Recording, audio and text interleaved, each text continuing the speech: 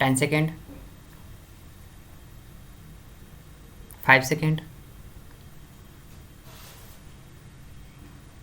start. Sir, Article 14 of the Constitution guarantees you equality for opportunity. It disallows any kind of discrimination on the basis of place of birth, sex, religion, etc. Why should this alone happen that when it comes to the question of recruiting men to the army or the armed forces, you should think of the volume of population, the number of recruitable male population in a state, and then base your recruitment to a particular regiment on the basis of these figures. So I would plead that the whole matter be considered. Otherwise, what would happen is that on these two counts alone, the disparity in pensions, the reduction in the recruitment quota to the various regiments of the armed forces, the resentment against these policies and these procedures would continue to go, and one day this can burst in such a big dimension that will not be controllable. I would also plead for some other benefits to the ex-servicemen. For example, you have reserved 10% of post or 15% post in the various public sector undertakings, the departments of the Government of India, in the state governments for persons retired from armed forces. But have you ensured that the system is working well? Where is the monitoring system?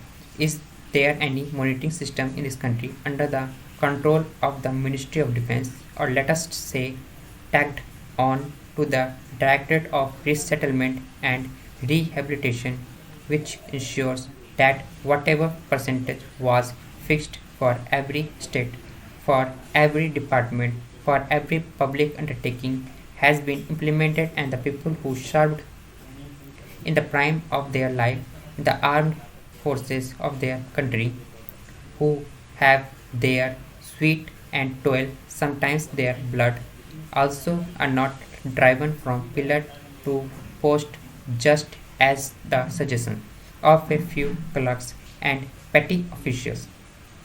They are the heroes of the armed forces, but they have to suffer the insults and injuries, and they to suffer the irritants which you cannot imagine. Here, all members of parliament, including the Ministry of Defense, will award laurels to the armed forces. But when a man retires from the armed forces, he is driven from pillar to post. He is a man who has done his duty.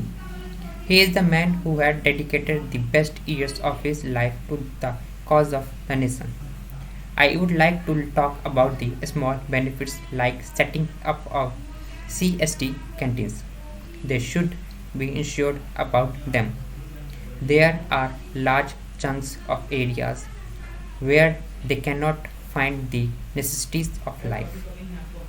Every suggestion that is made by the member of parliament here or made by any persons in the public life is scoffed at by bureaucrats because it has emanated from the representative of the public, because it has not come from the files of petty clerks.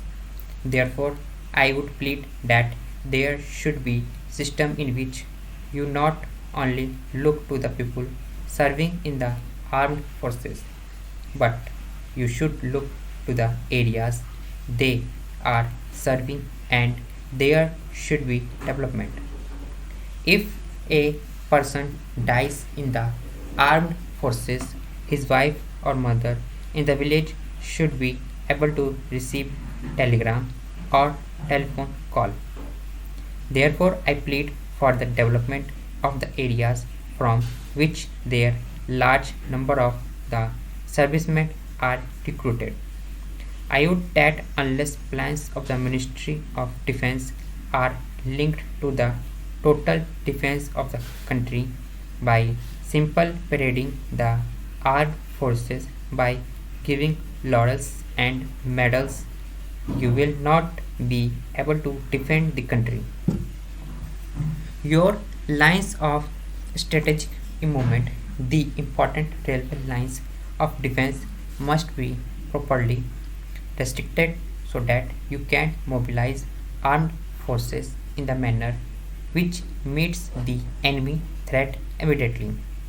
Every general or major general knows that the line of defense must be perpendicular to the border with the enemy country. There is a railway line to Amritsar. The Ministry of Railways and the state government of Himachal Pradesh and Punjab have proposed that alternate line of defense must be constructed. This should be given due priority not only for the development of the region but also for the development of the country. You cannot move forces in the areas. We must also look the navy because it is often a neglected wing of the armed forces. We forget this wing. We have a long coastal line. We should see that it is properly guarded.